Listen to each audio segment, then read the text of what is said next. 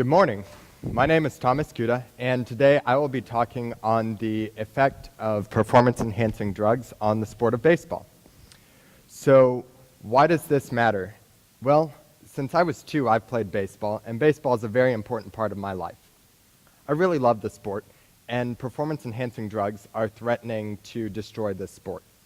So let me get started by telling you a little bit about the history of performance-enhancing drugs in baseball.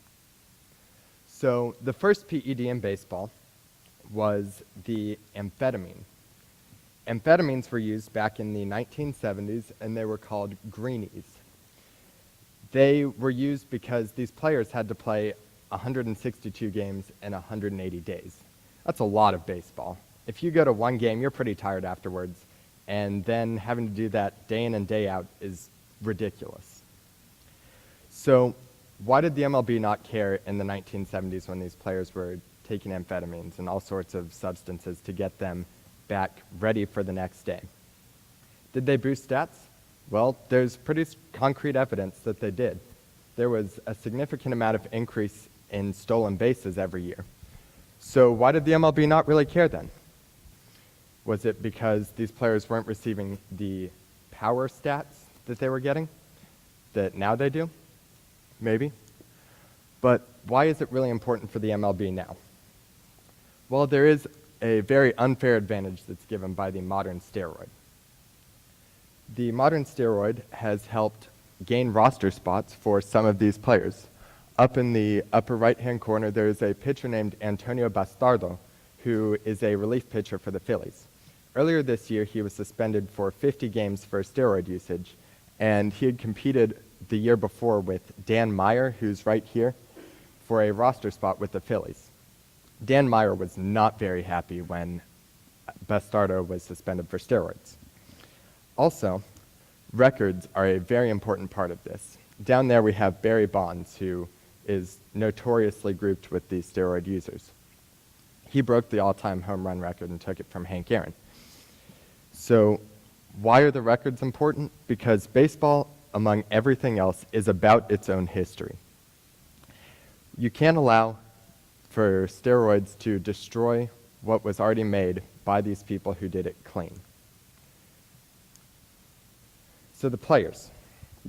There are really kind of 3 groups of players that are generally noted as being the modern steroid players who have tested positive. There are the fan favorites who at the time before they found out were already people that were loved, like Rafael Palmeiro and Ryan Braun up on the top row. These players were huge among their fan bases. I mean, Palmeiro was a great Texas Ranger, and Braun was beloved by the people of Milwaukee.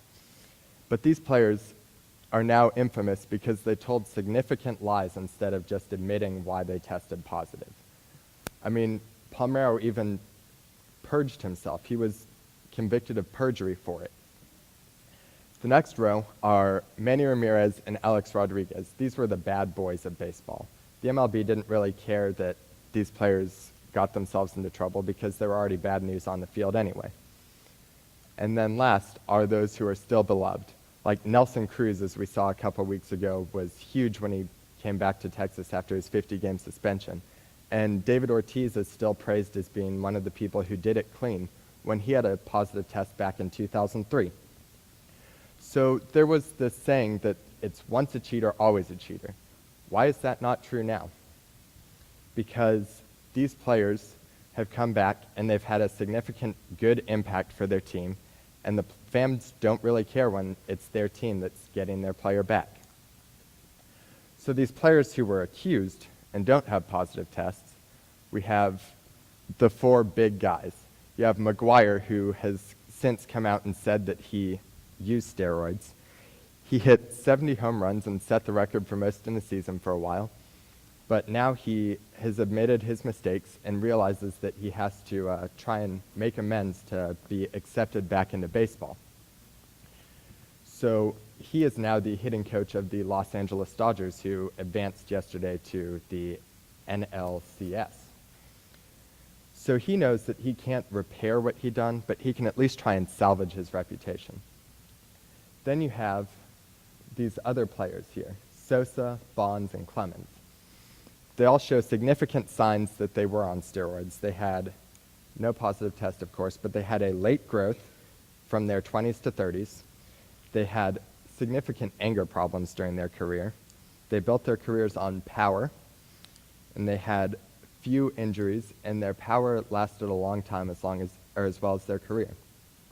I mean, Sosa and Bonds had huge home run numbers, and they just skyrocketed out of nowhere. And Clemens, his fastball was good in college, but then it became great when he continued playing. So these players all have these signs that no one has tested positive out of this group, but everyone knows that they did. So why does this all really matter?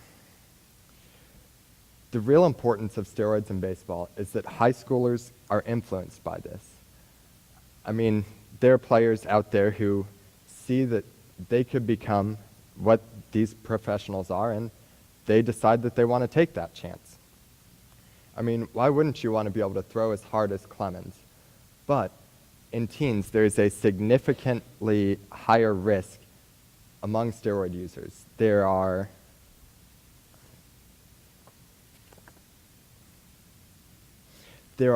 a significant risk of infertility, baldness, and prostate cancer, as well as a change in behavior among steroid users.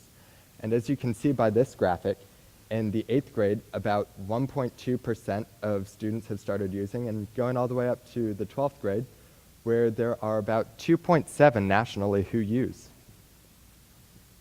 So the real question is, why not? Why shouldn't these high schoolers use? I mean, they see this huge gain of power, they see a significant increase in stats, and they see these college scouts come out and they want to impress them. I mean, why wouldn't you want to throw as hard as Roger Clemens or hit a ball as far as Barry Bonds? Why wouldn't you take that risk? But is that risk really worth the reward? Thank you very much.